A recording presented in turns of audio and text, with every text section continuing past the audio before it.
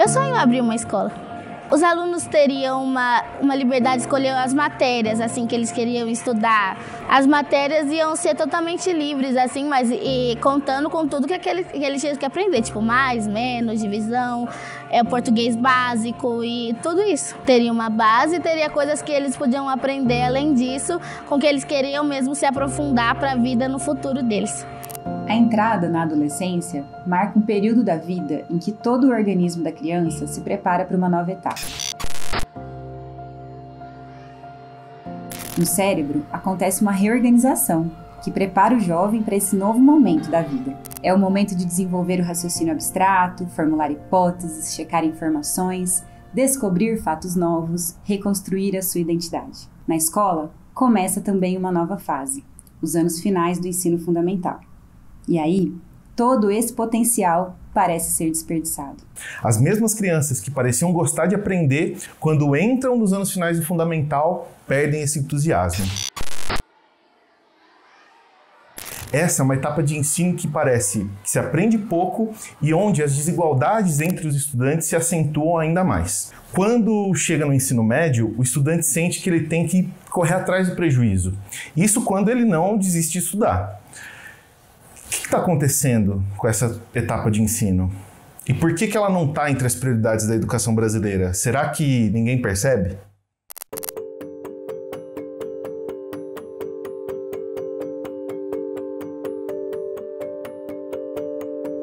Bom, mas por que será que tem esse gargalo nos anos finais? Né? E a gente tem aqui algumas pistas, algumas hipóteses exploratórias que a gente pode construir. Como eu disse, já é para mim uma lacuna há mais de 3 ou 4 décadas. E eu explico por quê. Na verdade, eu tenho 45 anos, né? E desde que eu estou como estudante, depois venho como professor, profissional, a gente vê que o ensino fundamental 2 ele não tem a mesma ênfase que o ensino fundamental 1 tem no Brasil. Qual que é a evidência que a gente tem? É que são nos anos finais do ensino fundamental que a gente deixa de ter um desempenho escolar medido nas avaliações brasileiras que a gente esperaria. Então, o aluno, até que ele chegue no ensino fundamental 1, ele é muito mais acompanhado de perto do que quando ele passa para o 2. E isso é fácil de demonstrar através dos índices de IDEB. A gente consegue pontuar melhor no ensino fundamental 1 do que no 2. Mesmo com todas as considerações que muitas pessoas têm em relação ao IDEB, basta olhar, né, a progressão do IDEB nos anos iniciais e como a gente estacionou nos anos finais, seja em proeficiências, seja em fluxo. O Brasil firmou uma coisa chamada Pacto do Todos pela Educação, que dizia que em 2022, quando a gente completasse 200 anos da nossa independência, o Brasil deveria estar na média dos países da OCDE, dos países desenvolvidos, em termos de aprendizagem. Nós conseguimos melhorar os resultados do desempenho na Prova Brasil e no SAEB nos alunos de 5º ano. Aí, quando chega no 9º ano, cai. E aí, quando chega no final do ensino médio, cai mais ainda.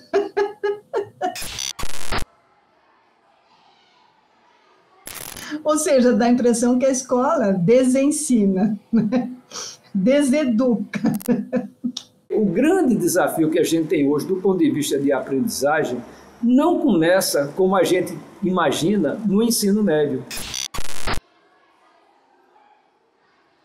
Os déficits de aprendizagens começam exatamente nos anos finais do ensino fundamental. Um outro dado interessante é que a América Latina sempre foi campeã de reprovação escolar. E a gente sabe que a reprovação é o principal fator de risco para a evasão escolar e para o desengajamento com a aula. O Brasil é um dos países que mais reprova e reprova exatamente no Fundamental 2. Quando chega no 6º ano, a reprovação quase triplica, que é um absurdo. Você tem um ensino que deve dar continuidade, mas quando chega no 6º ano, eles são reprovados. A modalidade, né, e o ciclo que mais preocupa é do 6º ao 9º ano, onde a gente tem uma defasagem em idade série em alguns estados no Brasil que beira 45% dos alunos, Então, mais de 45% dos alunos não estão na idade ou no ciclo ou no ano que eles deveriam estar, e geralmente esses números estão lá do 6º ao 9º ano. E não é nem para mim estar no 8º, é para mim estar perto do 2º ano já do colegial. Então, se eu tenho 16 anos, para mim eu me sinto deslocado naquela sala, entendeu? Eu só estou me sentindo mais um deslocado ali. Um menino que começa a ficar atrasado no seu processo de aprendizagem se desinteressa completamente pela escola. É importante a gente frisar que há uma desigualdade de oportunidades mesmo, né? As crianças vêm de diferentes contextos. Quem vem de contextos menos favorecidos, geralmente tem mais dificuldades. E aí encontra também uma pressão da família, por exemplo, que também não vê sentido na escola, para esse jovem começar a trabalhar e sair da escola para ajudar, muitas vezes, no sustento da família. Quando eu era criança, eu aprontava, brincava e apanhava porque aprontei. Agora eu cuido da minha avó, aí às vezes os 3 filhos dela. Eu fico com ela, tipo, agora eu vou sair, dar banho nela, ver a glicemia, a pressão dela. Eu olho pro casa o dia inteiro e cuido dos meus irmãos. E minha avó também. Quantos irmãos você tem? Eu tenho 7 irmãos. A minha mãe, ela, assim, nunca foi muito assim de estudo, porque ela parou no 8º ano e nunca fez mais nada, não. Então, ela disse assim pra mim que se eu quisesse parar, eu pararia.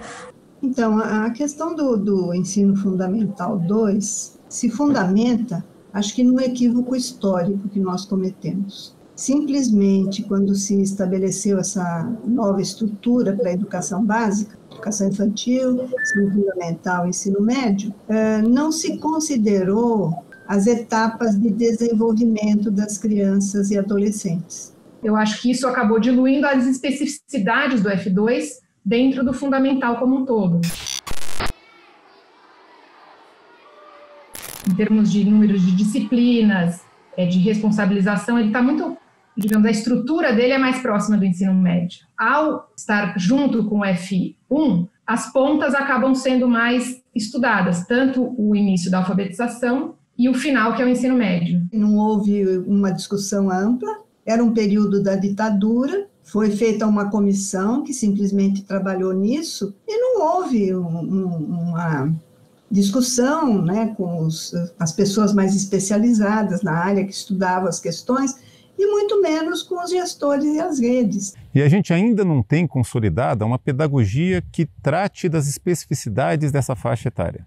Porque nós pecamos lá, historicamente, numa decisão que não deveria ser tomada desse jeito, simplesmente juntar o primário com o ginasial, né? Sem pensar muito. Se é nos anos finais do ensino fundamental que o jovem se desinteressa pela escola, temos que buscar entender quais são os motivos para isso. Abordaremos esse problema através de diversas perspectivas. Vamos pensar na transição do 5º para o 6º ano do ensino fundamental. Como ela ocorre no Brasil? Quais são os impactos dessa transição nos estudantes? Como esse processo interfere no engajamento com o estudo? Dá saudade, você olha as crianças aqui, fala, meu Deus, que saudade de estar animada para ir para a quadra e tudo mais, e ter só um professor para tudo, gostar muito da professora, ficar triste, ter aquela emoção de, meu Deus, eu estou indo para o 6º ano. Quando vai para o Fundo 2 é que a coisa começa a ter muitos problemas. Especialmente relacionados à evasão, à insatisfação de toda a comunidade acadêmica. E normalmente os professores reclamam muito da indisciplina, né? E faz sentido, porque ele sai daquela lógica organizacional, multidisciplinar, com um professor mediador do processo, com quem ele estabelece relações afetivas, e sem preparo nenhum, porque no Brasil se trabalha muito mal a transição, ele é jogado, muitas vezes sai do prédio, inclusive, da escola, e vai para uma outra escola, que, em tese, deveria ser uma coisa boa, porque fica o Fundamental 1 na escola, então todo o equipamento é preparado para as experiências dessa faixa etária, e vai para uma outra escola. Acontece que a transição não é feita. Ele tinha uma professora só, né? Eu fui acostumado. nisso daí, porque no 5º ano você só tem uma professora, assim. Aí fui pro 6º, 7º ano, assim, eu já fui aprendendo mais coisas e foi estranho. Foi tendo, o quê, 6 professores, né, de uma vez? Então, ele sai de um lugar onde ele é conhecido, onde ele conhece todo mundo, onde ele se relaciona com o professor e nananã, e ele vai para uma outra escola, para um outro prédio, com várias disciplinas que muitas vezes não conversam entre si, com vários professores, boa parte deles não são exclusivos nem do turno nem da escola. Que vai conhecer muito pouco, tanto cada criança quanto a dinâmica daquelas crianças numa classe. Isso eu estou falando em termos gerais. Ter um professor só, você consegue se aproximar mais do aluno, saber mais do aluno. A gente com 3 aulas na sala, a gente entra, dá aula, sai, às vezes o aluno tem algum problema, quer falar, tal, fica muito complicado. Eu prefiro como era antes. Agora é mais difícil. O jovem precisa interagir com vários professores, entender quais são as regras do jogo, combinadas com vários adultos ao invés de um. No 5º ano era um professor ia em mesa perguntar se você entendeu, qual que é a sua dúvida. Agora a gente tem 7 professores, eles não vão ficar perguntando, você tem que ir lá perguntar, eles vão explicar uma vez, você entendeu, você não entendeu, você tem que dar um jeito de entender. É um choque, não é? Cada um com uma linguagem e nenhum entendendo aquela criança que está na frente dele. Profissionais da pedagogia são treinados para respeitar os ritmos, para fazer uma avaliação mais global da aprendizagem e do desenvolvimento das crianças, para ter uma estratégia mais acolhedora, ao passo que, quando chegam os especialistas nos anos finais do ensino fundamental, quase que todo o foco é no desempenho escolar e medido por provas. E, para piorar, muito do conteúdo e das estratégias metodológicas trabalhadas nessa fase, nesse nível, não tem o menor sentido para os alunos. São passados, trabalhados, desconectados das suas experiências, muitas vezes, das suas expectativas, do seu território, do seu cotidiano. Realmente era de se esperar que não desse muito certo. Pra falar a verdade, a gente não lida muito bem com isso. Mas só vai tentando se acostumar, até não onde dá. Então, os alunos já se acostumam a desenvolver outras estratégias de estudo e de relação com os professores e com os demais alunos em função desse desempenho. Essa cobrança começa a ficar cada vez mais forte e isso traz junto ansiedade, traz junto estresse, sem que, na maioria das vezes, haja preparo para esse novo contexto. E não é legal por causa que, às vezes, o professor enche a lousa de coisa e não dá tempo de terminar. É só lição. Antes era mais tranquilo. É também nessa transição que o jovem está entrando na adolescência e qualquer mudança de contexto, especialmente nessa faixa etária, já tem o risco de ser traumática. Onde redes sociais, tecnologias, a dinâmica do conhecimento da informação, tudo isso muda os relacionamentos. Esta passagem é muito angustiante. E, obviamente, que tem crianças que têm já questões de ansiedade, de timidez, de insegurança, de dificuldade de aprendizado, que vão sofrer muito mais.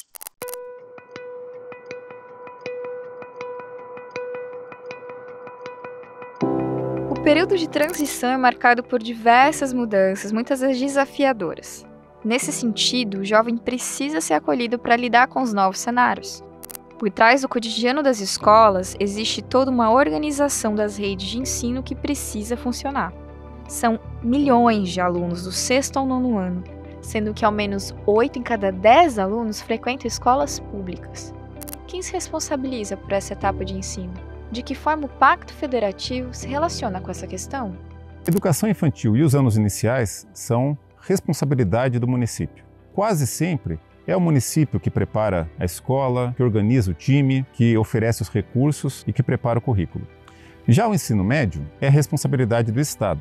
E a gente talvez esquece um pouco isso. O Estado olha muito o ensino médio, o município olha a alfabetização, anos iniciais, e termina os anos finais sem pai e sem mãe. Né? Então termina um pouco um hiato aí. Quem cuida dessa colaboração, quem cuida dessa transição, quem cuida de acompanhar a criança nas suas mudanças corpóreas, físicas, emocionais, psicológicas, sociais, de relacionamento. Em geral, é sempre uma boa ideia que o sistema de ensino esteja próximo da comunidade que ele atende. Por esse argumento, o ideal seria que todo o ensino fundamental fosse responsabilidade dos municípios. A questão é que, ao invés disso ser uma solução, acabou trazendo novos problemas. A gente imagina que nos municípios a gente tem capacidade técnica instalada para dar conta desse processo, e nem sempre é assim. O problema é que o Brasil é muito grande e muito desigual, e nem todo município consegue bancar o seu sistema de ensino fundamental completamente. As equipes são extremamente reduzidas e a gente tem pouco auxílio externo para dar conta desse processo. Isso implica que é muito importante ter um regime de colaboração entre o Estado e o município. Ambos vão receber os alunos da rede pública municipal, vindos do Fundi 1, mas muitas vezes a proposta do Fundi 2 não conversa com a do Fundi 1. Então é muito importante que haja esse alinhamento entre o Estado e o município na oferta dos anos finais, mesmo que o currículo não seja estritamente similar, mas tem que ter um diálogo. Nem o Estado, nem o município se sente responsável integralmente por essa etapa.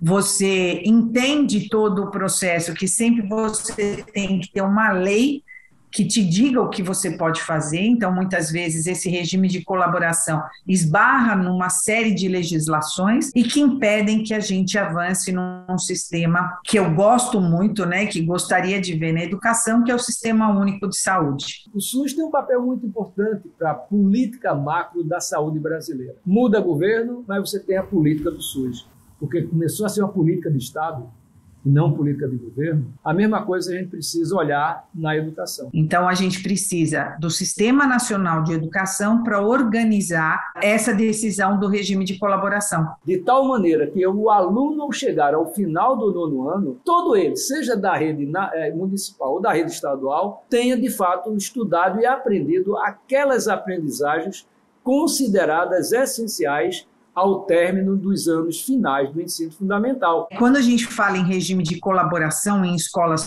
públicas, e ele não existe, o caso mais emblemático é o do Ceará, porque ele envolve repasse de recursos. Então, você tem um regime de colaboração que funciona por indução de recursos públicos. Mas o Brasil precisa pensar urgentemente em definir seu sistema nacional e, em última análise, é um sistema colaborativo, cooperativo, dos 3 entes federados na questão da oferta educacional, no contexto do financiamento, das metas e da responsabilização.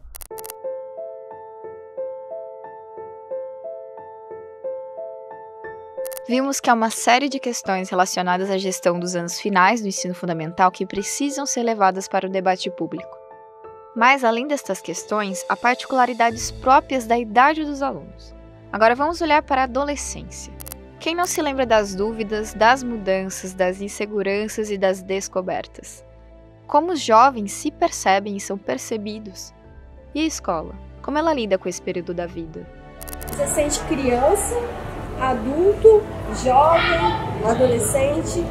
Como você se sente? Assim, eu não sei muito, porque eu me sinto uma adolescente, mas ao mesmo tempo uma criança. Porque ontem eu me vi assistindo Patati Patatá e dançando as músicas dele, sozinha. Então foi uma vontade minha, então eu me sinto um pouco adolescente e um pouco criança. Eu me sinto como jovem, adolescente. Minha mãe me sente como jovem também, me trata como adolescente, minha família. Adolescente, assim, mais pra parte da criança, porque a gente ainda tem muito que aprender. Questão de maturidade também. Eu sei que eu tenho idade de adolescente, mas às vezes eu fico assim, meu Deus, eu tenho quase 15 anos na minha cara. E eu penso que eu tenho 11 ainda. Eles estão entrando num outro universo pessoal, tateando. Eles têm muita angústia de quem sou eu, o que é isso tudo. Eles têm dúvidas, não é, em relação a como eles estão ficando. É um estranhamento até com o próprio corpo. A gente tem que lembrar que na pré-adolescência o corpo está mudando, né? Os papéis sociais, as expectativas que as pessoas têm sobre o seu comportamento vão mudando e que para quem está tentando aprender, grande parte da energia está sendo gasta para entender esses próprios fenômenos. É muito sentimento, sensações diferentes, mais responsabilidade. E aí, portanto, são quase 2 mudanças que a gente tem ao longo dos anos finais. A criança, o adolescente e o adolescente para um jovem que vai começar uma nova etapa, que é o ensino médio. Então, são muitas mudanças em 4 anos, do 6º ao 9º ano. Porque ano que vem eu vou pro ensino médio, já tá... Sabe? Parece que eu não cresci desses 2 anos de pandemia, mas ao mesmo tempo parece. Porque tá vendo tudo na minha cara agora, tipo, toma! Não sei, eu tô num paradoxo de criança e adolescente. Então, esta questão da transição pega uma faixa de idade, se a gente for pensar entre os 11 e os 14 anos, que a gente chama de período da latência e início da puberdade, onde tem certas características psíquicas que são importantes para a questão do aprendizado. Lidar com o adolescente nessa faixa etária, que tem os seus questionamentos, que tem o seu jeito de agir, que é diferente, é um desafio muito grande. Qualquer tentativa de ensinar precisa levar em conta que os jovens vão estar preocupados com essas transformações e com essa mudança de contexto.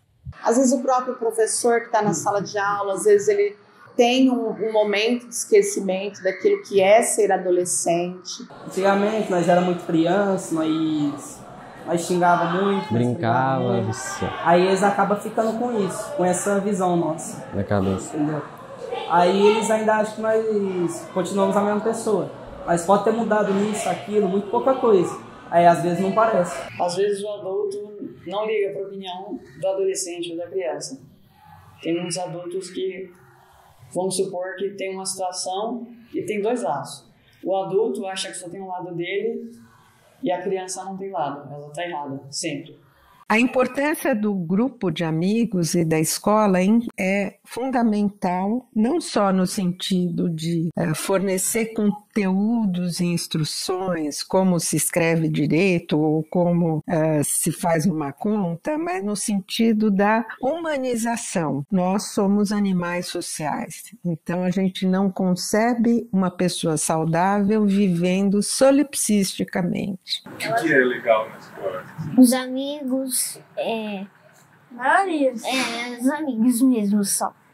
Eu me sinto bem, né? Tô com meus colegas, isso é bom, né? Então eles têm o interesse que está relacionado às outras pessoas, porque eles passam a se relacionar muito mais. Então tem o interesse no outro, tem o interesse no namoro, tem o interesse, inclusive, em se descobrir em quem eu sou. Em 2018 eu comecei a ver mais sobre filosofia, aí eles tocam muito no existencialismo. Porque nós vivemos, qual é o sentido da nossa vida, e isso e aquilo outro. Aí eu tento procurar um sentido até agora para mim, entendeu? Eu ainda não tô achando o meu sentido. O que eu posso fazer mais para frente com isso? Os nossos alunos não se enxergam, sofrem de baixa estima. E é aí que começam todos os problemas sociais da escola. Porque eu acho que se a gente pudesse dialogar mais e viver mais, o meu aluno estudaria mais, sim. Mas ele tem tanta coisa aqui na cabeça para viver que não dá tempo de chegar nesse ponto. Tudo isso torna este período extremamente complicado e desafiador, não só em termos do aprendizado, mas também em termos da educação num sentido mais amplo, como cidadão, na relação com as outras pessoas, na relação com a autoridade, na relação com o equipamento público e daí por diante. Onde você queria estar? Para falar a verdade, em lugar nenhum.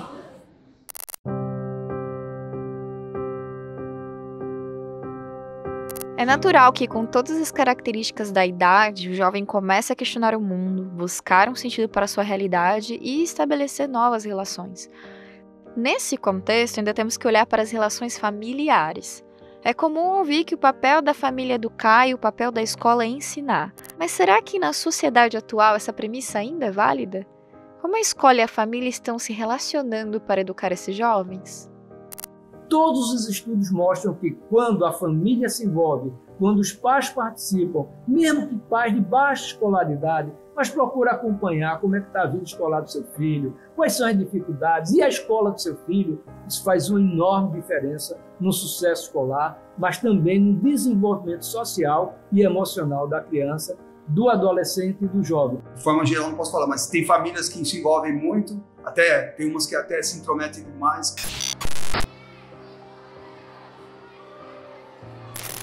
Até querem entrar numa alçada que não é dela, né? Mas são poucos, mas tem. E tem as famílias normais, que acompanham normal, sem nenhum problema, e tem as que realmente não acompanham, né? Hoje, eu acho que, vamos dizer assim, que metade das famílias acompanham parcialmente, acompanham de forma até regular. Mesmo famílias que têm recursos e que têm algum tipo de estrutura, às vezes se sentem incapazes de dialogar com o jovem a respeito das particularidades do mundo em que ele vive hoje. Eu chego em casa, né, falo o que aconteceu, mas eles não dão ouvidos. A outra maior dificuldade não é só das crianças, é a ajuda dos pais. Não tem mais. Quando as crianças saem do 5º ano e vão para o 6º ano, os pais tendem a achar que eles são crianças que são autônomas, né? Tem autonomia para se virar e fazer as coisas, e isso não acontece. Como que é a relação de vocês com os pais na escola, assim? Eles perguntam, eles olham o caderno? Não, a minha mãe olha. Minha mãe não. Minha mãe, mas ela pergunta se eu fiz a matéria, assim. Aí eu respondo que não deu tempo, aí o que eu fiz, o que eu não fiz, eu falo. A minha mãe pergunta muito sobre isso, pega bastante o nosso pé. Ela é bem presente. E o seu pai? Meu pai não é muito não. Meu pai e a mãe é separada, aí acaba que a gente fica... meu pai não é tão presente assim. É só a sua mãe que faz? Meu pai não é muito de perguntar não, é muito difícil. O próprio artigo 205 da Constituição mostra que é dever do Estado e da família. E hoje as famílias, até pela necessidade das mães trabalharem para complementação de renda, estão terceirizando a educação dos seus filhos. Será que a família olha o caderno? E aí você descobre, não olha. Será que a família dialoga sobre isso? Não, não dialoga. A senhora sabia que ele já tinha essa dificuldade? Não, eu não sabia. A senhora já levou no médico? Não, não levei. Olha, lembra quando lá em 2000 e não sei o quanto eu falei isso para a senhora? Eu tinha até me esquecido. Você esquece de viver com alguém que está todo dia com você? Não é todo mundo que compreende o que é ser adolescente. Às vezes os próprios pais se esquecem do que é ter um adolescente em casa. Bom, na minha casa eu não falo quase nada sobre mim. Eu não gosto de ficar falando que eu não gosto que ninguém fique se importando muito comigo, entendeu? Bom, a minha mãe e eu somos muito próximas, a gente conversa sobre tudo. E o meu pai é um pouco mais fechado, mas eu ainda consigo conversar com ele ainda. Quando a minha mãe sai, eu tenho que cuidar dos meus irmãos mais pequenos e tal. Aí, quando minha mãe chega assim, eu não sou muito de conversar, falar tudo bem e tal. Eu se enfio no quarto e fico lá no meu canto. Então é isso que me preocupa quando a maioria das famílias hoje chegam aqui, inclusive, e diz: eu vou tirar ele disso, eu vou tirar a TV, eu vou tirar... E aí você percebe com quem esse aluno tá conversando sempre. Ele está conversando só com o celular, só com a TV, só com o computador e com o dinheiro. Onde que está a nossa relação enquanto família? É uma situação nova, né? As famílias, por um lado, se sentem também incapazes de entender essas situações, de lidar com isso, e esperam que as escolas consigam contribuir, e as escolas jogam de volta o problema para as famílias. E aí o gestor tem um papel fundamental. Quanto que, de fato, a escola se aproxima e se abre para os dilemas, para os problemas da comunidade, dos familiares. E aí ela pensa, como é que ela organiza os momentos em que as famílias vão para a escola? Só como um ambiente para reclamar das crianças? Ou só para informar as notas? Ou só para fazer festas juninas para arrecadar fundo? Em que momento ela, de fato, envolve esses sujeitos como pessoas que podem ajudar a pensar o projeto político-pedagógico? Quando ela tira esses documentos todos das gavetas e faz com que esses documentos sejam instrumentos de trabalho traduzidos para essas pessoas, para que elas possam se tornar efetivas parceiras do processo de aprendizagem das suas crianças e adolescentes. Você está olhando o grupo, mãe? Eu não tenho tempo para isso. Você acha que eu trabalho o dia inteiro? E as pessoas, inclusive, desconhecem que um professor trabalha. Né? Engraçado. A gente falava, mas nós estamos também trabalhando. Então, assim, nós somos invisíveis também nesse ponto. Existe uma enorme desigualdade entre as famílias. Tanto por conta das diferenças socioeconômicas e de estrutura familiar, que sempre foram presentes e sempre foram uma causa de uma desigualdade muito grande no desempenho escolar dos jovens, quanto porque as famílias se adaptaram de maneira muito diferente a essas mudanças que o mundo teve.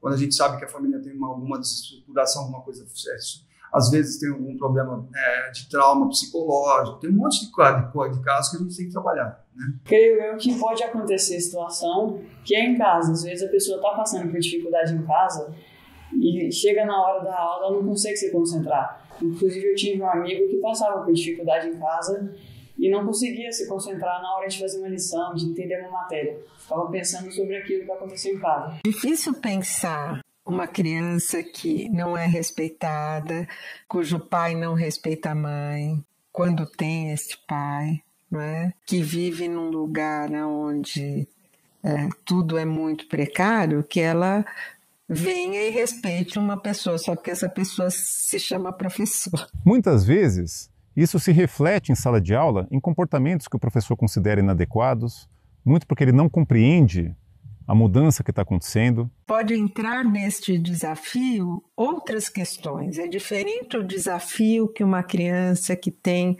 uma relação estável com adultos faz para um outro adulto, e a maneira como esse outro adulto vai responder, obviamente, não é? De uma criança que é espancada, que é maltratada, que é abusada, então ela vai reproduzir com um estranho, um educador, alguém que tem um papel importante na vida dela, ou a submissão, então ela não vai desafiar, ela não vai falar o que está acontecendo, ou ela vai repetir o abuso, ela vai fazer aquele adulto ou os colegas pagarem na mesma moeda.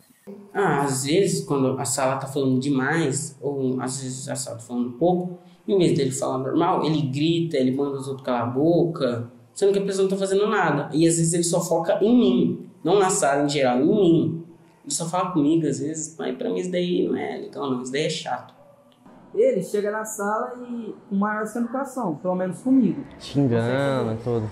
Eu chego na aula dele, eu sempre fico quieto. E a maioria das vezes que eu chego meio atrasado, então já tá na hora da chamada, eu sempre respondo. Eu sou o primeiro. Aí ele pega e fala, você é muito sem educação, não sei o quê, isso é isso, aquilo. Aí eu peguei e acabo respondendo, né, um pouco com raiva dele, porque isso pra mim ele é meio chato. Por que os alunos costumam desafiar os professores? Porque o crescimento implica a gente desafiar o estabelecido. Quem fica apenas no estabelecido não cresce, faz o que alguém manda, a autoridade manda. Então faz parte da saúde o desafio. Então todas essas situações que a gente vive dentro da escola, na verdade, são situações que a gente poderia ter pensado antes de chegar aqui dentro. Mas as famílias não pensam, porque as famílias não querem dialogar. Elas querem que as crianças primeiro cresçam logo, façam 18 anos, para elas não ter mais problema. Você não vai ter problema, talvez, ele como filho morando dentro da sua casa, mas você vai ter ele como problema como cidadão para o resto da vida, porque ele não é seu agora, ele é do mundo. E do mundo, esse prejuízo que você achava que só você tem, todos nós teremos. Continua do mesmo jeito, só saiu do ambiente da sua casa.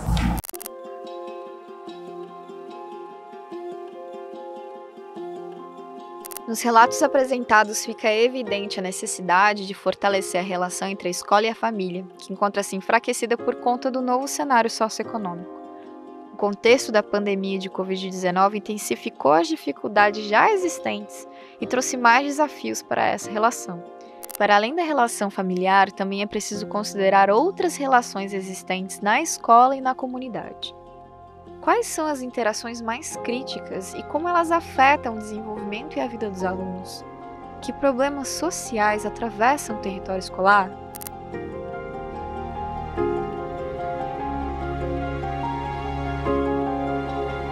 Um dos aspectos que são muito pouco estudados nessa entrada dos alunos nos anos finais do fundamental é exatamente a exposição que eles têm à violência. Tanto na escola, mas também a violência doméstica. O Brasil é um país em que é extremamente violento, apesar da gente constantemente verificar números que são trazidos pelos pesquisadores, a impressão que a gente tem é que a sociedade como um todo ainda não se deu conta da importância da gente atacar adequadamente esse problema. Sou ameaçada por aluno, sou ameaçada por par de aluno, por eu estar tentando fazer o meu trabalho e recebo R$12 na hora aula. Por exemplo, a gente tem algumas pesquisas que mostram que cerca de 40% a 50% dos alunos que estão nos anos finais do fundamental sofrem violência física, alguma forma de violência física dentro de casa. E muitos desses alunos têm isso de modo bastante recorrente, com uma frequência bastante grande. E não somente a violência física, mas a violência psicológica muitas vezes atinge a quase 65% dos estudantes nessa etapa de ensino. A gente tem muito conflitos pessoais, É porque ele me olhou, é porque ele não gosta de mim, e tudo é muito subjetivo. Eu acho, eu penso, eu acredito, são hipóteses que ele lança sem ter confirmação. E por conta disso, eles não conseguem dialogar. Quando aparece ou acontece um episódio de violência, pode ser uma briga entre os alunos, um episódio de bullying, esse professor que está ali no olho do furacão, ele não tem os elementos para conseguir lidar adequadamente com essa situação, porque ele não conhece quem são aqueles alunos. Às vezes vai saber o nome, mas não conhece muito da história de vida, não sabe de onde veio. Eu até brinquei esses dias que eu fui na sala de aula e eu falando para eles que eles precisavam parar de dar um pouquinho de trabalho, que eles estão assim, num momento que não conseguem nem se olhar. Aí eu até brinquei, falei, fortalece aí, porque a palavra do momento na gíria e nas comunidades periféricas é isso, fortalece para nós. E o fortalece é o quê? Você precisa pegar seu caminho, você precisa ter juízo, fortalece pra gente não ser denunciado lá na boca, por disciplina não descer e dar uma porrada na gente. Não adianta eu querer dizer para ele, olha, se comporte, seja educado, acessível, tem palavras que ele não conhece. Mas quando eu digo um fortalece, ele já entendeu tudo que eu quero dizer, resumido uma vida numa palavra.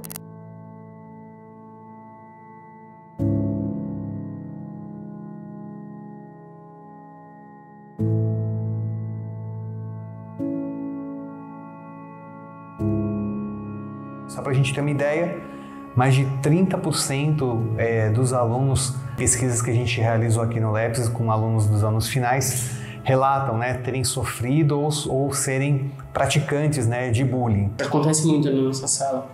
Bullying? Bullying. Acontece muito. Você já sofreu bullying na escola? Já. Por ser muito magro.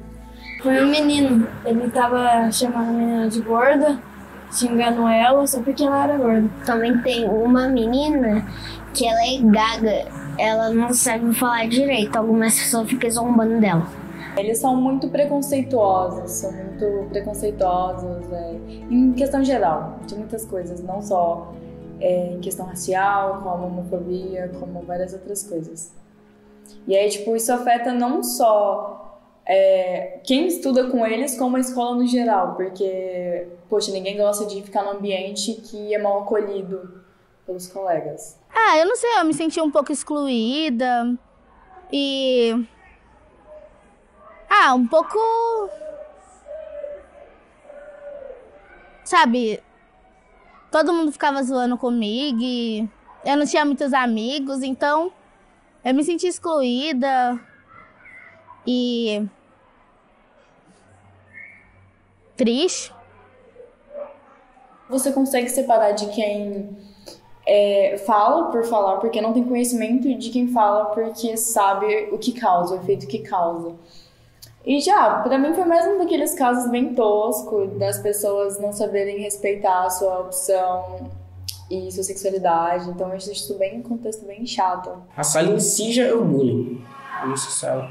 Todo mundo zoa o outro. Mas quando a pessoa não leva na brincadeira, assim, te leva ao bullying. A gente olha para o bullying antes de passar por ele de uma maneira. Depois que você passa, você tem outras situações que você sabe que precisa de uma reação em cadeia. Porque até então você acha que ele é focal. Aconteceu com esse aluno, você acolhe, você orienta, você procura tratamento psicológico, tenta ajudar a família de todas as formas. Quando você passa por isso, você vê que ele não é focal. Na verdade, ele é bem mais amplo do que se imagina.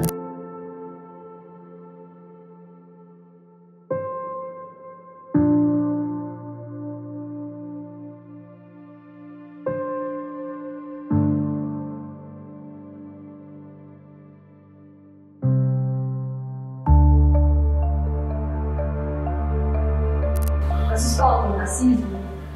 Sim. Na verdade tem. Tem racismo? Você sabe o que é racismo? Sim. É racismo. Racismo é você discriminar uma pessoa que é negra por causa da cor dela.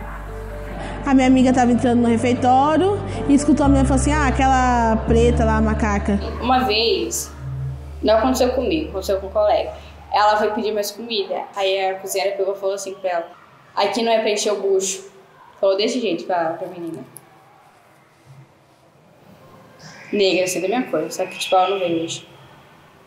Eu acho que eu já cheguei a presenciar, assim, e eu como sou muito militante, eu acho que eu fui falar mesmo, porque são coisas que não são toleráveis, sabe? Ninguém merece ser discriminado pela sua raça, porque todos somos diferentes. É que eu não lembro direito, mas a menina foi, excluiu ela, falou que não brincava com negro. Aí ela ficou bem chateada, ficou bem no canto, só queria ficar deitada, não queria mais vir pra escola.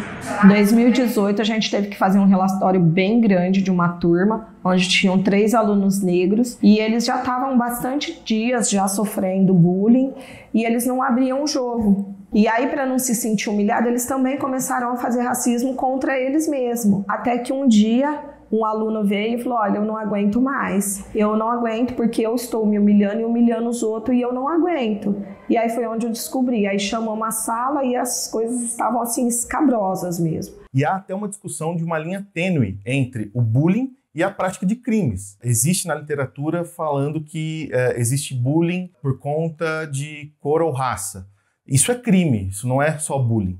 Aí nós chamamos as famílias, fizemos um relatório, trouxemos a lei mesmo para todos lerem e fazer esse diálogo junto. Todo mundo da sala tomou ciência e foi aí que as coisas começaram a mudar. Mas eu tive que, inclusive, dizer que isso era passível de registro de boletim de ocorrência e que as famílias que se sentiam prejudicadas e tolhidas nesse sentido, que elas poderiam fazer o boletim de ocorrência. Então, às vezes, a gente tem que, inclusive, dizer isso claramente.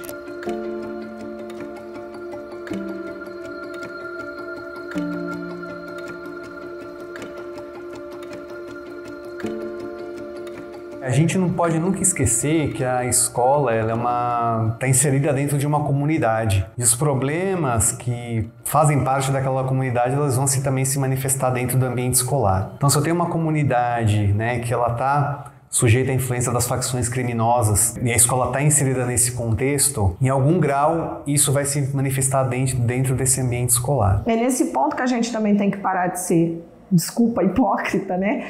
Para poder achar que você não pode conversar certas coisas com o aluno, porque a vida lá fora já está dialogando faz tempo, é você que está fingindo que não vê. Eu moro aqui próximo da escola, eu vou para minha casa todos os dias, eu vejo alunos, ex-alunos na praça usando droga. Se eu fingir que eu não enxergo tudo isso, maluca sou eu. Questões de alcoolismo e uso de drogas neste ciclo de ensino, em geral, também são ignoradas. Se acontecem da porta da escola para fora ou fora dos muros da escola, as pessoas fecham os olhos. Então, assim, eu não sei por que tanto pudor, tanto tabu, porque quando o Mano Brown fala, por exemplo, de droga, da repreensão da polícia, isso é muito constante de você ver nas comunidades periféricas, onde a maioria das escolas públicas estão inseridas. Então, assim, você não está falando de algo que o menino desconheça. Quando a gente está falando de atração de determinados jovens para atividades do mundo do crime, envolvimento com facções, a gente tem que tomar bastante cuidado. Por quê? Porque são alguns jovens, não é a maioria, né? São alguns jovens, normalmente aqueles jovens não estão gostando tanto do que está sendo oferecido na escola, são jovens que já às vezes trazem outras questões, como a própria violência, né? E que vão ser atraídos para esse mundo, né? Então é importante a escola ter esse olhar individualizado, né? Entendendo quem é aquela pessoa, por que aquilo está acontecendo e oferecendo um trabalho de qualidade para tentar fazer com que esse jovem não se sinta mais atraído ou tão atraído assim por esse tipo de proposta de envolvimento, por exemplo, com facções ou com tráfico de drogas. Não dá para eu trazer uma palestra da polícia nesse momento, porque ela já representa a opressão lá. Então, como que eu vou mexer com esse menino de uma forma que eu comova ele, que eu conscientize ele, sem necessariamente fazer ele sentir mais medo do que ele também já sente, porque lá fora ele sente medo, ele só não me diz. Programas que abram espaço para que realmente questões como preconceito, né, homofobia, gordofobia, racismo, tudo isso tem que ter espaço para discussão dentro da escola, né?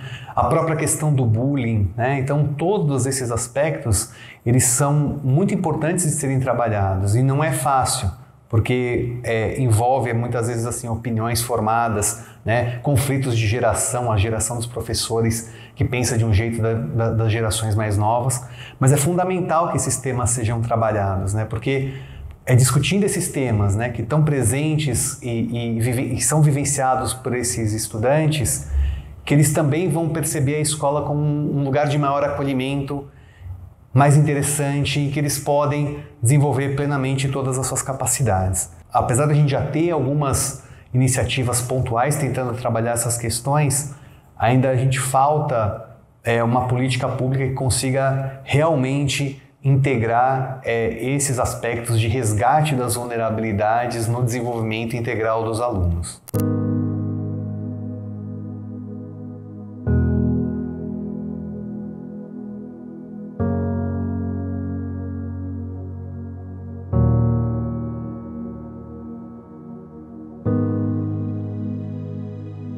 Um dos problemas que a gente percebe que tem crescido muito no ambiente escolar, especialmente nessa etapa, né, nos anos finais, e também mais entre as meninas, são os casos tanto de ideação, né, de autolesão e os próprios casos em que as meninas acabam se cortando. Existe uma certa frequência de tentativas de suicídio nessa idade. E às vezes, por mais atentas que as pessoas sejam, isto escapa. A mesma coisa entra para questões de anorexia e para questões de automutilação. Esse tipo de comportamento acaba sendo muitas vezes uma válvula de escape de uma pessoa que está pedindo socorro ali e não sabe mais o que fazer. Esta obsessão com a imagem, o corpo, a magreza, esse tipo de atuação é caracteristicamente feminino. Nesta fase da pré-adolescência para adolescência, é alguma coisa que fica extremamente agora incentivada, fomentada pela internet. Pesquisas que nós fizemos aqui no grupo mostram que cerca de 1/3 das meninas já pensaram alguma vez em se cortar nessa faixa etária. Então é um problema que está latente e que muitas vezes passa despercebido, né? A escola vai parar para pensar nesse problema quando aparece um caso que você verifica que ela se cortou, né? Eu lembro uma vez que eu dava aula numa escola da região, algum aluno estava muito depressivo e muito disponível a se matar. E aí esse professor, que era um professor de matemática na época, eu lembro, ele entrou em contato com essas crianças, né? Teve esse tipo de conversa, já tive na escola do estado no passado, alguma coisa referente a abuso. Aqui a gente adota a política de chamar as mães e conversar. A maioria das vezes é muito triste, porque quando você chama para conversar, as pessoas entendem isso como frescura. No caso de uso de drogas, também entende como vadiagem. E a gente precisa entender um pouco mais o contexto. Então, geralmente, eu chamo o aluno sozinho para conversar, tento saber qual é a rotina do lar, como as coisas estão lidando, se tem alguém empregado, desempregado. Então, a gente tenta entender um pouco desse histórico. Alguns a gente já conhece, né? Porque já são alguns anos aqui. Os diretores, os professores, coordenadores pedagógicos, demais funcionários da escola, todos eles precisam receber informação e formação para que consigam lidar adequadamente com essas questões. questões. Não são temas que são abordados normalmente nos cursos de formação desses profissionais. Agora que isso entrou em pauta, por conta desses anos de pandemia, mas há quanto tempo não está rolando esse tipo de coisa de aluno que tem TDAH, que tem ansiedade, tem depressão e não tem tanta facilidade nos estudos, e ele é visto como, sei lá, burro, ignorante, incompetente, e as pessoas zoam ele, o professor briga com ele, não tenta entender o lado do aluno. Daí, isso agora está entrando em pauta, mas mesmo assim ainda tem gente que culpa o aluno por ser daquele jeito e não tenta entender o lado dele. Hoje no Brasil, o enfrentamento da questão da violência, por exemplo, um aluno que chegue com marcas de violência sofrida em casa na escola, o atendimento que ele vai obter não tem um protocolo claramente definido. E na dificuldade de entender o fenômeno, é comum que as escolas culpabilizem o jovem e as famílias por essas situações. Desde você, muitas vezes, encaminhar o aluno para um conselho tutelar, até você chamar os pais do aluno ali naquele momento para uma conversa. Então, sem um protocolo do que seria a maneira de encaminhar uma questão dessa que envolve uma ocorrência muito sensível, né, do que acabou de acontecer com aquele aluno. Conversas que não sejam apenas formais e burocráticas, né? Troca de ideias, tudo isso seria uma maneira de poder lidar com essas questões. Em vez de mandar as crianças para fora, para um atendimento psicológico, trazer um profissional para a escola e fazer algumas intervenções desse tipo. Então, nesse cenário, a gente precisa entender que não é do dia para a noite que a gente vai equipar e treinar os profissionais da escola para resolver todos esses problemas. A gente precisa, num primeiro momento, contar com o apoio intersetorial da rede de saúde mental, da rede de assistência social, de outros equipamentos do Estado que possam ajudar a resolver esses problemas.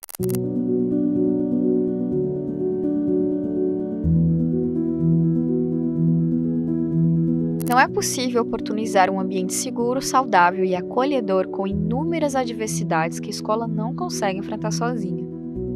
Agora vamos olhar para uma figura fundamental nos processos de ensino-aprendizagem, o professor. Os professores são preparados para trabalhar com a faixa etária dos alunos do Ensino Fundamental 2? Quais são os principais desafios?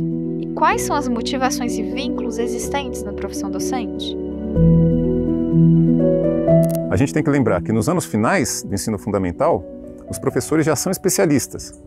Eles se formam em biologia, em química, em física e são licenciados para ensinar nos anos finais. A maioria dos cursos de licenciatura não tem psicologia da educação ou psicologia do desenvolvimento, das licenciaturas de especialistas. Não dá mais para pensar em formar professores apenas pela quantidade de conteúdos que eles são formados, que muitos dos quais talvez nem sequer sejam mais relevantes para esse novo ambiente. Pedagogia devia ser a base para depois você poder subir esse degrau. Passa aqui primeiro para depois ir para lá. O que a gente está mostrando? Que a gente não conseguiu organizar uma formação de professores que dê conta da infância, desde que a gente olha lá a educação infantil e passa pelo Fundo 1 e pelo Fundo 2. Todos os estudos mostram hoje que a formação no Brasil é muito teórica e pouco prática. Veja, é um professor que vai do ensino superior para a escola e sem ter ideia de com quem que ele vai trabalhar de fato. Então a universidade precisa entender também o seu novo papel no processo de formação de professores. E é muito importante que ele seja um sensor para a sua universidade das mudanças que estão acontecendo no mundo do trabalho, para que a universidade se antecipe a essas mudanças. A gente não fazia projetos com as crianças, né? Não tinha aquela proximidade, né? E durante os estágios era mais análise observacional. Quando não, tinha professor que era responsável nosso por estágio, que queria que a gente desse aula. Sou eu que estou dizendo, os vários estudos que mergulharam nos diferentes cursos de licenciaturas de todo o Brasil. A gente não consegue dar ao estágio o acompanhamento, a supervisão necessários para que a gente tenha uma qualidade nessa formação prática. Então a gente tinha a obrigação de fazer o estágio, mas o professor também achava que a gente estava ali para analisar e julgar ele, ou às vezes atrapalhar, então pouco se tinha sobre essa interação. Então eles chegam na sala de aula verdes, muitas vezes com pouco preparo para lidar com o público que Eles precisam. Nós temos estudos que mostram o susto dos professores quando eles olham as criancinhas entrando na sua sala de aula, porque eles estão lá com 10, 11 anos, né? Ainda não cresceram muito. Formar professores deveria, né, ser considerado tão importante quanto formar um bom médico. Eu não vejo um médico que não tenha passado por um hospital de clínicas. A mesma coisa. Nós não poderíamos aceitar um professor que não passou por uma residência pedagógica acompanhado por professores experientes, inovadores, criativos. Muitas vezes a formação inicial, ela vai por duas vertentes. Ou ela forma muito um professor muito politizado, que não é ruim, mas excessivamente uma pessoa que vai para a escola para questionar o sistema, reclamar da infraestrutura, se recusar a trabalhar com aquelas condições, o que é muito justo, mas sem, muitas vezes, perceber potencialidade naquele ambiente. Ou então ele é muito voltado para um conteudista, que também é um outro lado, e não promove um ambiente de pensamento crítico, não oportuniza os seus alunos, não valoriza nos alunos também a sua experiência e não conecta essa experiência com o conteúdo que está sendo trabalhado. Então nós não podemos mais formar professores como nós formávamos há 10, 20 anos atrás. A universidade precisa ter a humildade para entender que precisamos mudar. E só vamos mudar na direção correta se tivermos a capacidade de ouvir as escolas, de ouvir quem está lá na ponta, no chão da escola.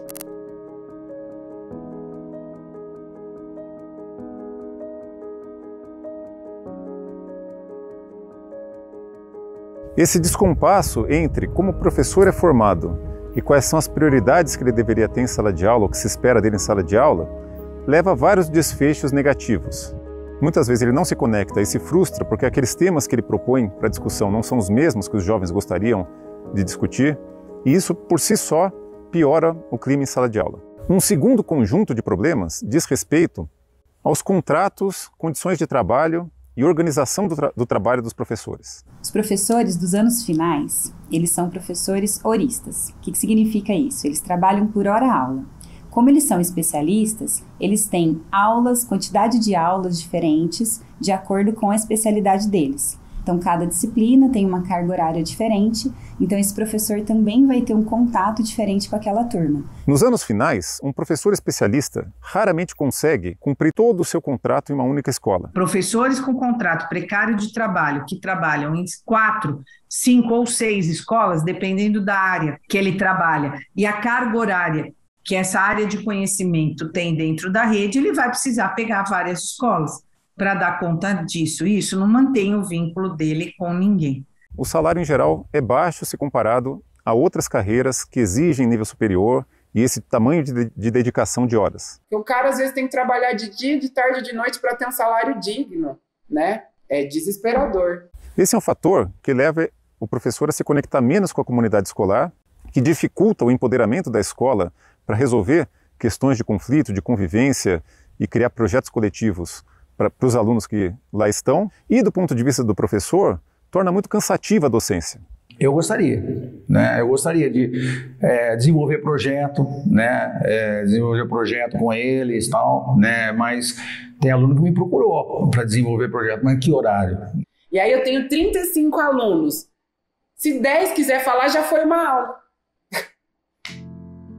Se 10 quiserem falar, já foi uma aula, e eles querem falar. Às vezes eu até quero ficar conversando com eles, mas eu não tenho tempo. Como você consegue acolher alunos que vêm com tantos problemas sociais? Eu quero acolher, mas eu não tenho tempo para acolher.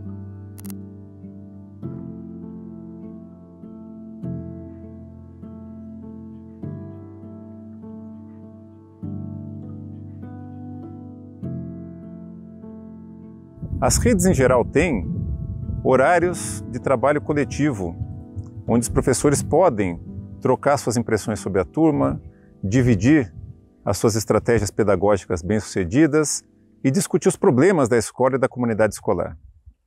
Esses horários são relativamente mal aproveitados. Então, todo mundo tem que fazer HTPC, hora atividade, o nome que a gente quiser dar. Todo mundo tem que fazer, não pode ser escolha da escola não fazer. Você pode escolher o dia, você pode escolher o período junto com o seu corpo docente e tal, mas que você tem que fazer, isso precisa ser feito. O que algumas redes fazem é, como você não consegue encaixar, você paga o professor da aula durante o período de hora atividade que ele teria. E depois a gente não quer que isso impacte nos resultados? O tempo que a gente tem para montar as aulas, às vezes não é o suficiente para o que a gente quer fazer, porque a gente tem que começar do zero. Isso leva horas. Se você tem família, se você tem filho, se você trabalha de dia, de tarde, de noite, você chega no fim do dia, você está esgotado mesmo. Não há diálogo entre as disciplinas do Fundamental 2. Não há diálogo entre os professores do Fundamental 2. Mesmo trabalhando na mesma escola, mesmo vivendo a mesma realidade. Quais são os momentos que você para fazer isso? Só nos momentos de conselho de escola, conselho de classe. Um contrato de trabalho que não permite que ele desenvolva em sala de aula as prioridades que ele gostaria, mas sim que faz com que ele tenha que cumprir um script pré-definido. A falta de valorização da profissão. E mais do que isso, o reflexo em todas essas condições sobre o jovem, que muitas vezes se vê exposto a um conteúdo que não é o que ele gostaria de discutir, e uma metodologia pedagógica que não dá para ele o protagonismo que ele precisava, deteriora a relação entre professores e alunos, frustra o professor porque não vê nos alunos o desempenho, a aprendizagem e o interesse que ele gostaria, e não por acaso, é justamente entre os professores dos anos finais que se verificam as maiores taxas de estresse, de ansiedade e de licenças médicas por problemas de saúde mental.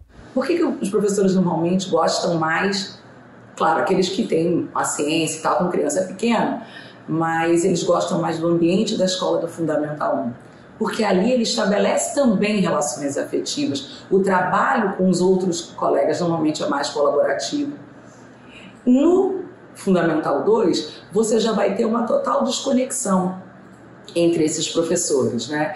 E ele vai fazer um trabalho pontual, focado na disciplina dele, não consegue enxergar o todo. A formação continuada deveria ser, primeiro, um caminho para a progressão profissional desse professor, a atualização, permitir que esse professor pudesse estar se atualizando com a dinâmica do conhecimento, que é muito grande no cenário atual. Eu percebo que existe uma tentativa de dar esse apoio, principalmente em relação às formações dos professores, mas também sinto que não existe um estudo um pouco mais elaborado. Como que eu vou trabalhar tecnologia se não chega a internet na minha escola? Né? Como que eu vou trabalhar robótica se antes disso ninguém passou por um curso técnico de tentar ali manusear algumas peças, entender qual que é o básico de peça, né? Então aí o professor tem que ter conhecimento de diversas áreas e a gente não tem esse tempo. O professor trabalha sozinho. Em relação ao sistema, o sistema faz a gente trabalhar sozinho. Fala que capacita, aparelha, ajuda, mas não ajuda. E a gente acaba ficando sozinho. Os três pilares centrais, tanto da formação inicial como da formação continuada, nesse novo parecer da formação de professores, são dois, um para inicial e outro para continuada, porque as habilidades e competências de quem está iniciando a vida docente é um conjunto de competências e habilidades. Para quem já está no magistério, são outras habilidades e competências que ele precisa desenvolver e aprimorar. Afinal, ele já tem uma experiência acumulada. Você não pode ficar aqui na minha época, quando eu me formei, porque você não pode, você já se formou, você hoje é um profissional da educação. Seu pensamento precisa ser ágil, seu pensamento precisa mudar, seu pensamento precisa atualizar. Então ele vai para uma oficina de formação continuada, ele vai lá para assistir uma aula, muitas vezes de coisa que ele diz que já sabe, ou de metodologias que ele vai dizer que não se aplicam na realidade da escola dele. Não basta dominar o conteúdo, é preciso saber como ensiná-lo.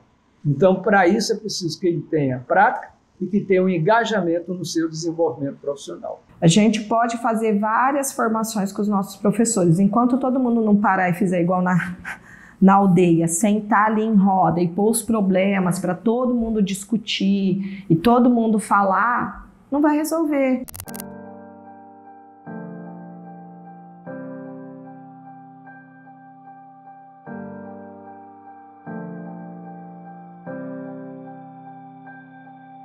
Na comunidade docente, há uma insatisfação com o sistema educacional e as atuais condições de trabalho nesse ciclo não facilitam a motivação e a criação de vínculo com as escolas e os alunos.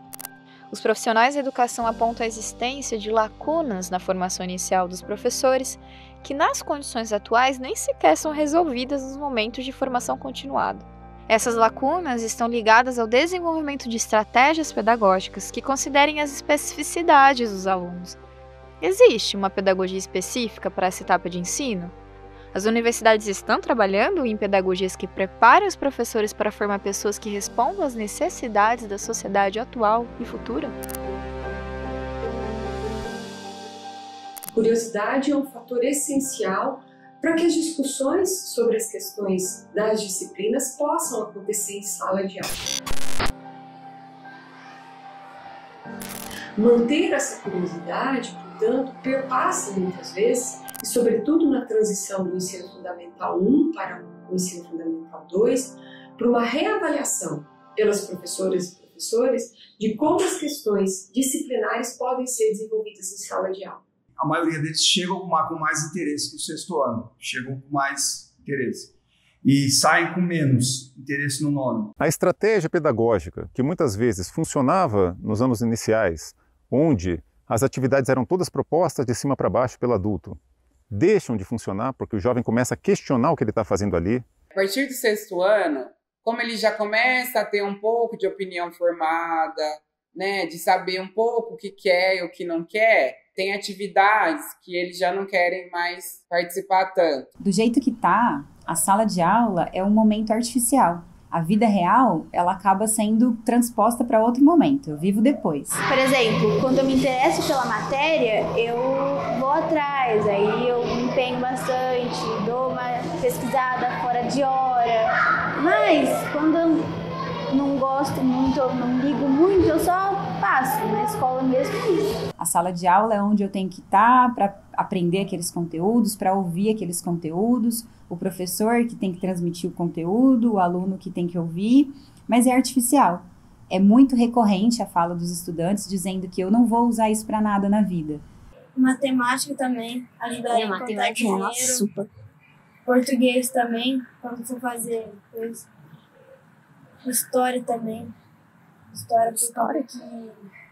História não. Não, história não. Então, eles estão relatando, eles estão denunciando de que eles não estão vendo significado nisso.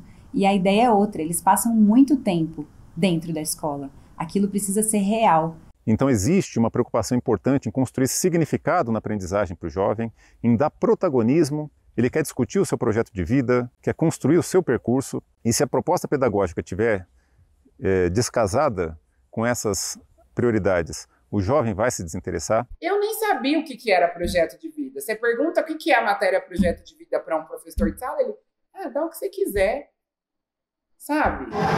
E muita gente ainda tem a visão de que é só pegar uma turma e passar a matéria no quadro, mas não é assim, também tem a presença, tem que conversar com o aluno, é outras coisas além de só passar a matéria, até porque ninguém entende uma aula só com coisa no quadro.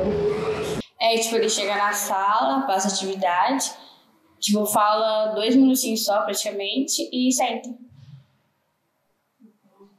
Aí eu não entendo direito. E aí, esse professor, ele tem pouco tempo com a turma, tem que se dividir em várias turmas e várias escolas, pouco consegue dialogar com seus colegas, mas ele precisa mostrar que está fazendo o trabalho dele. E aí, como que ele consegue fazer isso? Diante do que a gente está chamando de processo educacional, para ele se sentir mais confortável, a ferramenta, né, a estratégia que ele acaba utilizando é da transmissão de conteúdos. Os próprios alunos, né, acabam sentindo também que a aula é isso. A aula é quando o professor está falando.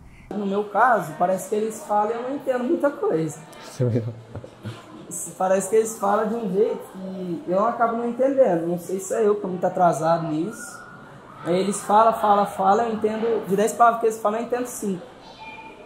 E aí a gente se pergunta o que aconteceu também para a gente não valorizar outras formas de aprendizagem. Sabe essa forma de aprendizagem que é colocar a mão na massa e aprender enquanto está fazendo?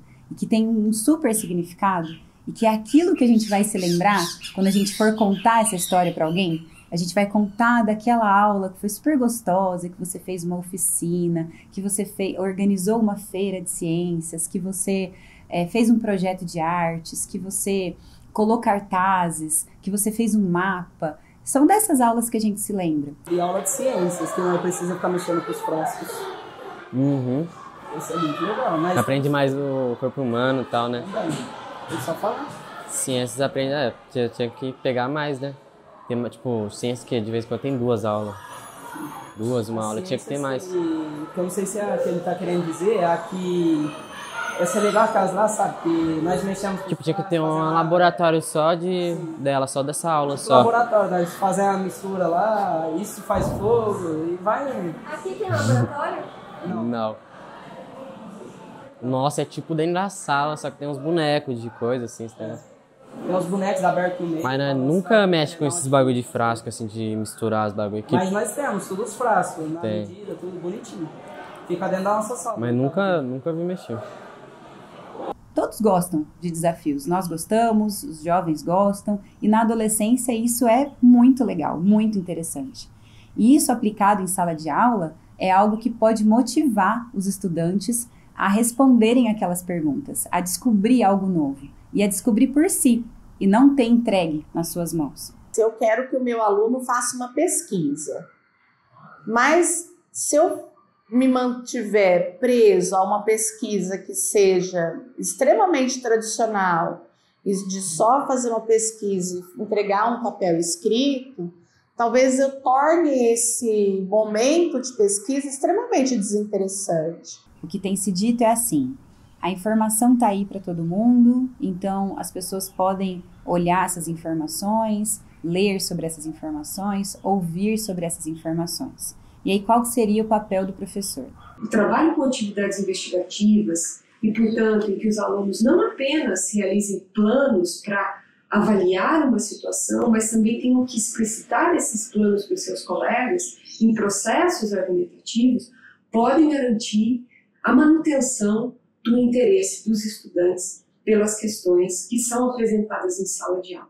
O ideal seria que a escola, como uma equipe, como um trabalho em equipe, pensasse quais são as melhores formas de ensinar para esse jovem que vive no contexto hoje que a gente vive, que é tudo muito rápido, que eles mudam de uma rede para outra, que a capacidade de concentração num livro ela é muito menor, porque o mundo nos instiga a estar sempre correndo atrás, né?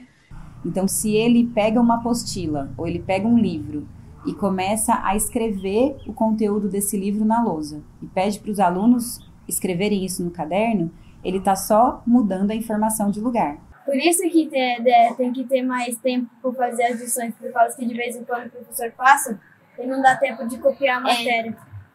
Aí não dá para lembrar. Aí ele fala que vai cair na prova. Aí tem que copiar a qualquer custo. Tem que tirar foto da lousa inteira e tem que fazer em casa. Então, quando a gente faz uma aula diferente, o aluno até estranha. Nossa, parece que eu nem tive aula hoje, o professor nem falou tanto que a gente está acostumado com essa aula expositiva de transmissão de conteúdos. O Brasil sempre teve uma cultura de quanto mais conteúdo, mais o aluno aprende. Isso não é verdade mais.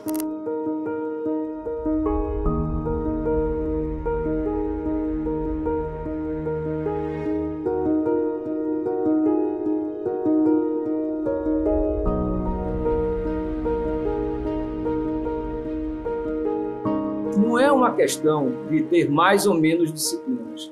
É saber exatamente quais são as aprendizagens importantes que o adolescente, nos anos finais, precisa ter, desenvolver, para que ele possa ter, esse adolescente, o amadurecimento necessário na perspectiva de desenvolver o seu projeto de vida. E ingressar no ensino médio com as aprendizagens essenciais, com a maturidade e a autonomia que vai lhe permitir aprender ao longo de todo o ensino médio. Se eu quiser trabalhar em alguma área de ciências, eu tenho aqui o estudo para eu poder me interessar e me especializar depois na área.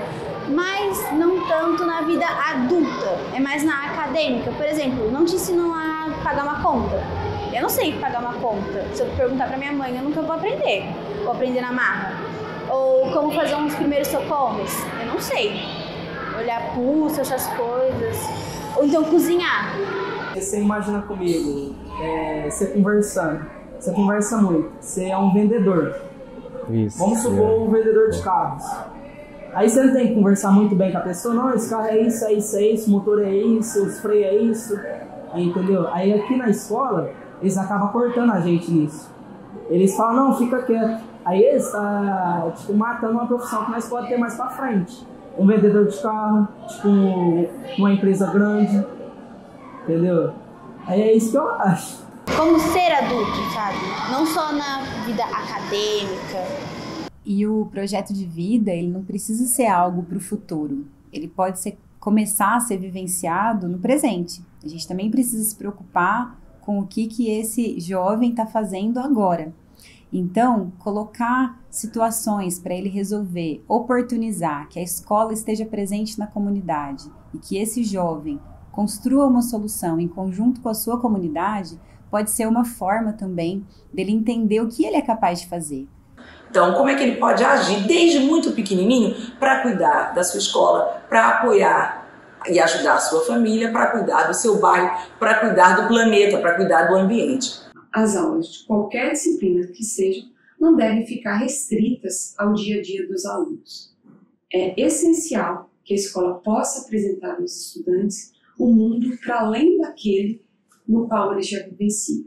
Hoje, o professor ele está realmente muito desafiado, porque ele tem que se perceber verdadeiramente como mediador, e não mais aquele repassador de conteúdo. Aí a gente cai na formação de professores, quer dizer, os professores são formados pelo modelo antigo pelo qual eles mesmos foram formados, isso faz parte da vivência deles, né? E eu acho que, claro, sempre há choque de gerações, e isso até não é negativo em si, mas às vezes a linguagem é muito diferente, né? A linguagem que nós mais velhos, ou mesmo professores nos seus 30 anos, enfim, trazem é muito diferente dos nativos digitais que nasceram já, né, com toda a tecnologia.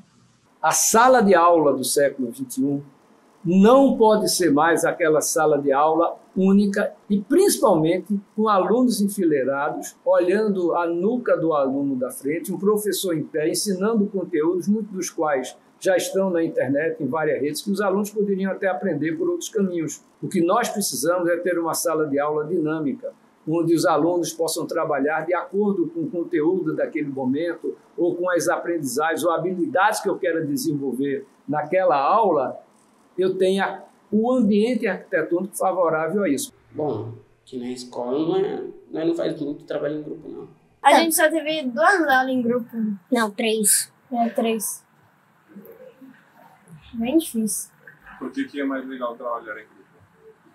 Por causa que um ajuda o outro, aí vai indo. Do que ficar fazendo tudo sozinho. Como é que eu vou desenvolver colaboração, que é tão importante para viver no século XXI, saber trabalhar em rede, saber trabalhar em equipe, se eles estão estudando enfileirados? Tem aquela historinha que diz que a única coisa que, se você entrar na máquina do tempo, a única coisa que um cara da Idade Média, se cair aqui não vai estranhar, vai ser a escola, né? Se vier um monge da Idade Média e cair aqui na maquininha do tempo, a única coisa que ele não vai estranhar, ele vai chegar e falar, isso aqui é escola. Isso aqui é sala de aula, né? Então, porque não mudou tanto assim. O que nós precisamos oferecer a esse adolescente nos anos finais, assim como a criança nos anos iniciais e ao jovem no ensino médio, é uma educação plena, uma educação integral, uma educação que promova o seu desenvolvimento pleno, né? O que está posto com muita clareza no artigo 205 da Constituição Brasileira, que fala num desenvolvimento pleno da pessoa, e no artigo 2º da LDB, que fala no desenvolvimento pleno do estudante. Então, nós precisamos sair de uma educação conteudista para uma educação com significado, uma educação que desenvolva plenamente a pessoa e a prepare ao término da educação básica para que ele possa exercer a sua cidadania e esteja apta também a desenvolver atividades laborais e a ingressar, eventualmente, seja no ensino superior, no ensino tecnológico, de tal maneira que ele possa dar continuidade aos seus estudos. As escolas estão sendo convidadas cada vez mais a assumir papéis que antes eram das famílias. tais como o desenvolvimento das competências socioemocionais, a discussão da cidadania, a discussão de questões de gênero, de religião. E isso nem sempre é tema das formações iniciais dos professores. A BNCC, ela passa de um paradigma conteudista do currículo para um paradigma baseado em competências, né, para o desenvolvimento de competências. Não que o conteúdo não seja importante, mas com a rapidez, né, da evolução tecnológica, é muito mais importante que a gente prepare os nossos jovens para se adaptarem aos novos contextos surgidos a partir dessa evolução tecnológica do que aprender o conteúdo de uma tecnologia que daqui a alguns anos vai se tornar obsoleta. Isso não foi discutido com o professor. Ninguém discutiu comigo a BNCC. Eu não tive nenhuma reunião municipal ou estadual para discutir BNCC. A comunidade escolar não foi escutada. Houve uma discussão? Houve. Mas as pessoas participaram de fato? Não. Então, se a discussão tivesse sido maior, talvez o impacto tivesse sido menor. Então, talvez a base assuste porque ela é volumosa, ela é grande, a discussão não foi feita adequadamente. Ele vem trazer um diálogo mais das perspectivas socioemocional dos alunos, coisa que estava adormecida. Eu acho que por isso que nós chegamos nessa falência do ensino fundamental 2. Então, eu acho que a base, ela traz, na verdade, uma abertura de olhos para o professor. Aquele professor que estava ali um pouco na mesmice, né, só no vamos abrir o livro e seguir daqui para frente, e traz um pouco, vamos remexer um pouco isso. Porque não dá para ser só o livro. A gente tem uma gama de coisas acontecendo no mundo que precisam ser trazidas à discussão, que precisam ser trazidas à tona. Considerando o novo documento curricular, a BNCC, Base Nacional Comum Curricular, penso que temos aqui uma grande oportunidade para reavaliar a formação dos estudantes que vão se tornar professores, já estão se tornando professores, ao mesmo tempo que esses professores em formação podem e devem avaliar essa proposta curricular, entendendo os avanços e os limites que ela nos traz nesse instante, né? Mas é principalmente entendendo que essa criança, esse adolescente, esse jovem, ele vai viver num outro cenário muito diferente do cenário, por exemplo, em relação ao qual eu fui formado. Por isso eu retomo a questão do vínculo, da importância da gente entender esse vínculo e de que esse aprendizado, de que esse ensino tenha significado para ambos os lados. Tem duas irmãs que faltaram uma semana da minha aula. Eu falei, por que você faltou? Não veio a semana? Tá tudo bem? Nossa, professora, você foi a única que perguntou por que a gente faltou. Então, eles se sentem felizes quando eles são notados, né? Tem muita criança invisível aos olhos do mundo. Ontem, por exemplo, eu tava mal, na última aula. E, não chegou um professor e me perguntou se tinha acontecido alguma coisa, entendeu? Quem sabe a gente consiga até avançar e fazer com que professores e estudantes se sintam bem. Se sintam não só pertencentes, mas tenham bem-estar mesmo, tenham felicidade enquanto estão ali aprendendo, estudando e na escola, que é o seu local, tanto de trabalho quanto de estudo. A sala de aula típica no Brasil é muito heterogênea. Isso porque o Brasil é um país muito desigual, porque a gente incluiu rapidamente um grande contingente de pessoas que antes estava excluída do sistema educacional para dentro da escola e que trazem outras referências, outras necessidades, e porque o mundo passou por uma mudança muito profunda em termos de comunicação, de tecnologia e de costumes. Cada um com a sua individualidade, cada um com a sua peculiaridade. E aí fica difícil você abranger, você precisa trabalhar no meio. Então, sempre aquele que faz muito pouco ou aquele que faz muito, sempre fica faltando para esses dois. O meio você leva, só que o que está sobrando e o que está faltando, você não consegue. Então, essa questão de heterogeneidade é uma coisa que precisa ser muito pensada pela escola, porque se você quer diminuir seus índices de evasão, de violência, de abandono escolar, se você quer que seus alunos façam parte do projeto, você precisa ser uma escola que dialoga. Ninguém vai conseguir 100% de sucesso o tempo todo e nem a curto prazo, mas cada porcentagem que se aumenta nessa sua rotina diz muito da diminuição da violência lá fora e da das perspectivas de vida desses alunos. O que importa é a gente entender que nós também, escola, temos os nossos defeitos e que nós precisamos nos aprimorar sempre. Nós somos, de certa forma, detentores de um certo saber, mas nós não somos detentores do saber da vida toda. E esse aluno tem um saber, essa comunidade tem um saber. Se eu estou inserida nela, eu preciso conhecer tudo isso e trazer um pouco para mim, e trazer um pouco deles para a nossa rotina. Então, acho que isso ajuda a quebrar um pouco essa questão.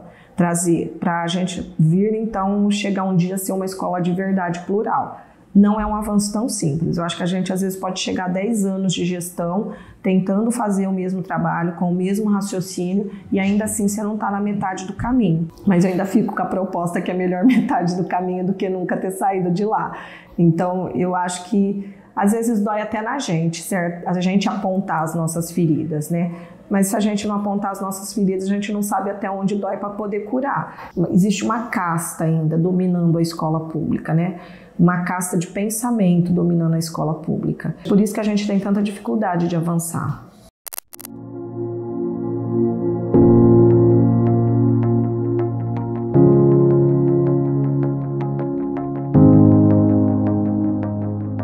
Mais do que definir o que deve ser ensinado, é necessário dar protagonismo ao aluno, despertar seu interesse e proporcionar ferramentas para que cada um deles consiga desenvolver competências que sejam úteis no seu projeto de vida, atendendo às suas especificidades.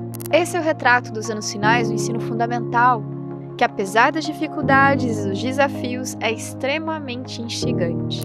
O cenário está posto. Cabe agora fazer uma grande discussão para desatar os nós que fazem desta etapa de ensino um gargalo na educação brasileira. Por mais que se tenha projetos, políticas públicas aí voltada para os jovens, a gente não vê no fundamental. Um exemplo disso é assim, ó.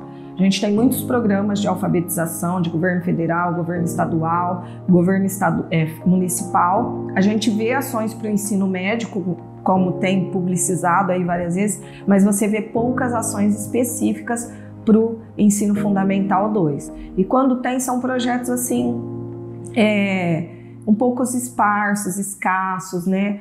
Então, assim, a gente fica um pouco preocupada, porque você não vê uma você não vê uma bandeira lá na frente dizendo isso uma hora vai mudar.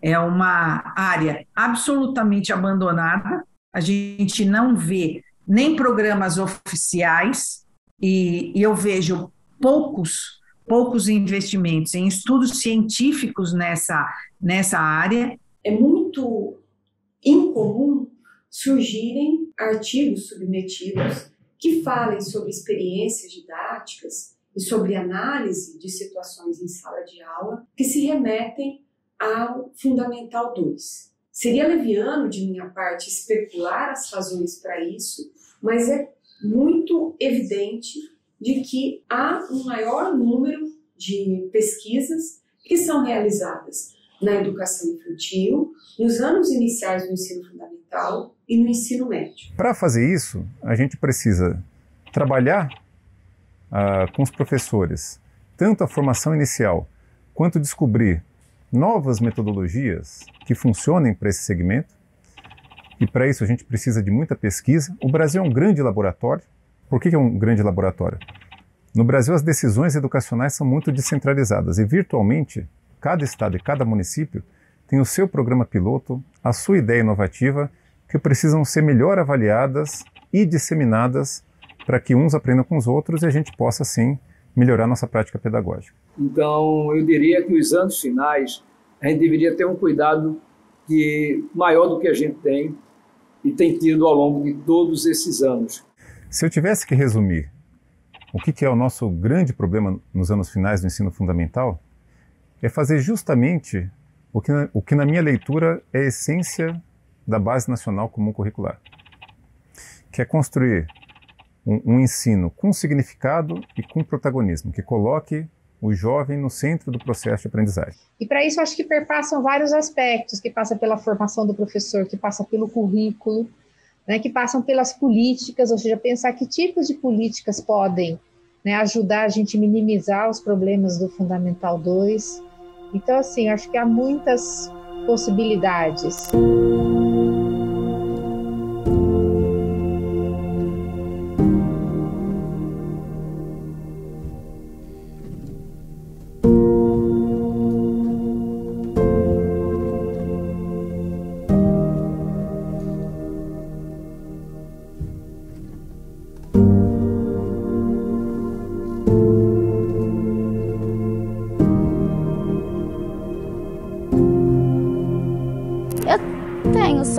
pro futuro. Meus sonhos são um pouco grandes, mas eu acho que eu vou conseguir, porque com fé, né, tudo pode. Eu penso que eu quero trabalhar com contabilidade, quero ter meu próprio escritório, quero ter uma vida estabilizada, quero viajar muito. Acho que é isso. Ter o suficiente para me poder viver já é algo bom. Para me poder viver sem passar fome, ter um lugar onde morar. Eu queria ser enfermeira, fazer enfermagem. Eu acho que a escola não tem estrutura para isso. Na nossa cultura, essa fase da vida é meio invisível, né? É comum a gente ouvir falar que é a fase da aborrecência e que é melhor a gente ignorar essas situações de conflito. A gente ouve que isso passa. Passa, realmente, mas muitas vezes deixa sequelas, né? E as evidências estão aí mostrando isso. Se a gente sabe que é nesse ponto do percurso escolar que começa o desvio, não dá para deixar por isso mesmo. Caso contrário, esses problemas vão desembocar lá adiante, no ensino médio e na vida desses alunos, né? A gente vai procurar soluções ou vamos varrer os problemas para debaixo do tapete?